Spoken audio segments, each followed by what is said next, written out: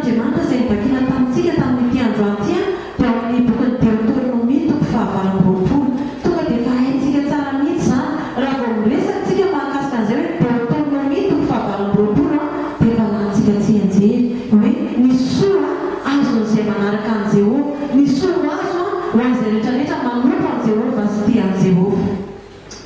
Hoy ako teo hoe tamin'ny heriny raha nitarika izao fampianarana izao tsika tamin'ny heriny hoe ny fikasan'Andriamanitra ho antsika, ny programan'Andriamanitra ho antsika dia tian'Andriamanitra tsika hiaina miadana. Tsy programan'Andriamanitra mihitsy hatrany amboloany hoe ty misy olona anankiray dia avelako raha angaty andra velona eto dia avelako ty lasa 4 amin'ny eto dia mitsinjoka izao dio. Tsy programan'Andriamanitra ho antsika izany fa misy programan'Andriamanitra tsika dia izao hevitra hitondra fiadanana fa tsy hoe zakamy fanantenany amin'ny farany.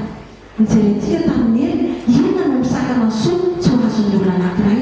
Tazanitsika tao anatin'izany hoe ny asana devoly amin'ny fiainan'ny olona anankiray ne dia maminana ny soa tsy ho tonga am-pelatana. Izany hoe ny soa tokony ho azon'ny olona anankiray fa rehefa eo ny asana devoly tsy ho possible ho tahina mihitsy izy satria ilay devoly mihitsy ny manakana amin'ny fomba rehetrarehetra ary izay kely am-pelatana dia soton'ny devoly mianga daholo izany rehetrarehetra any. Tahaka an'izay antsika tamin'ny fijoroana vavolombelona teo na dia Andriamanitra na te hita dia volin'Andriamanitra hoe hotahiko ty olona ty rehefa mbola eo ny asana devoly, ny devoly mamiotritra an'ireny foana ny fitahiana rehetrarehetra eo am-pelatananao dia izany devoly sotonina daholo ao anatin'izay.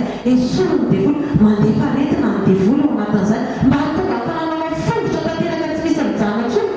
Indraindray mety tsy aretina ny alefa ny devoly, indraindray mety tsy anao marary fa mety ny zanako ao marary, indraindray mety tsy ny zanako ao marary fa biby fiompinao marary. Ary izany rehetrarehetra izany andaniana vola tsy toko tsy foroa mandrapahatonga hoe tsy misy vola ntsony eo am-pelatananao. Izany ny asana devoly izany. Ary ny valonanao anatin'izay tsy misy afa-tsy tokana ihany hoe mamonjy zavaka fanafana, ongotana mihitsy na io ny asana fanaratsy, ongotana mihitsy na io ny devoly izay tompo marika ao anatin'izay fanitran'izay ka mahatonga anao tsy ho tahina ary tsy hanina izay tokony ho anao. Fa izay voarentsika androany tsy resaka intsontsika mahakasika an'izay resaka hoe vavaka fanafana izay na délivrance fa efa hitantsika tamin'ny heriny izay. Fa androany kosa dia resakantsika hoe inona no mahatonga ny soa ho azontsika, ahoana no mahatonga ny soa eo am-pelatanantsika. Dia izao no tenin'Andriamanitra Deutéronomie toko fahavalo amby roapolo mitonga amin'ny andininy voalohany. Raha vakintsika tsara io tenin'Andriamanitra io dia misy fitahiana ao. Tsy resaka hoe inona ny tombontsoa hoe voasandratra Jehovah ianao, ho ataon'Andriamanitra lohany ianao. Tsy resaka an'izany andro fa fitahiana fotsiny no jerevako andrany inona ny zavatra hitahian'Andriamanitra anao. Dia misy fitahiana ao tsy latsaky ny dimy ao anatin'izany Deutéronomie toko fahavalo amby roapolo izany. Ny teny izy hoe hotahina ianao any an-tanàna, hotahina ianao any an-tsaka. Manaraka an'izany ny teny izy hoe hotahina ny ateraky ny kibonao, hotahina ny biby fiompinao. Ny teny izy hoe hotahina ny vilia fanaova-mofonao, hotahina ny alinao.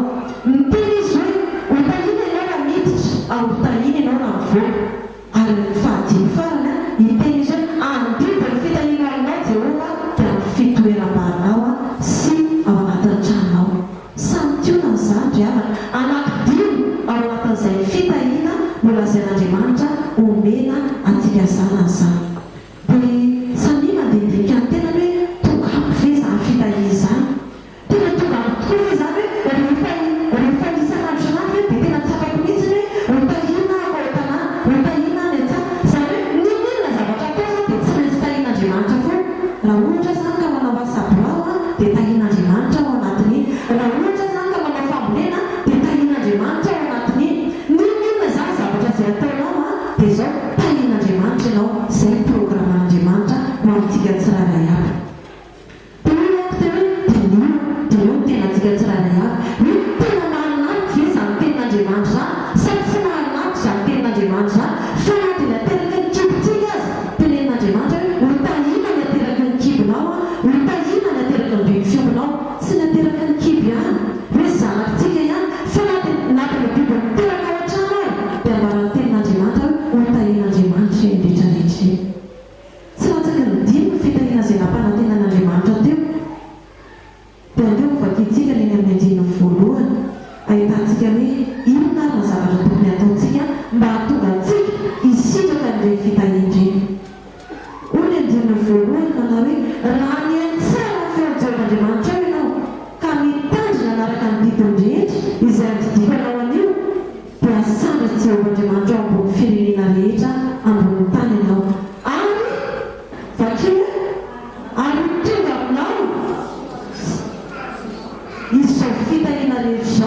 raha arany tsara mitonga aminao sy ho azonao izao fitaliana rehetra zao raha zay mankile voalohany zay. Ay zany ty fitalian'Andriamanitra ty a tsy tongatonga fotsiny ka ty fitalian'Andriamanitra ty. Tsy hoe koa hoe tonga tampimbola neto nareo dia ho zay hoe tsy hofikiranina nareo talian'Andriamanitra daholo. Tsy ratsy mitsodrano akory. Tsy ratsy mitsodrano hoe tsy hofikiranina nareo manan-karena daholo nareo rehetrarehetra. Dia tsy hofikiranina ihany nareo rehefa avy eo. Fa izao ny tena marina kay dia zao hoe mila mihaino tsara ny feon'ny Jehovahandriamanitra tsika. Mila maninona hoe mila mihaino tsara ny feon'ny Jehovahandriamanitra tsika sy mihaino samihafa amin'ny maheno. Samihafa amin'ny mihaino amin'ny maheno.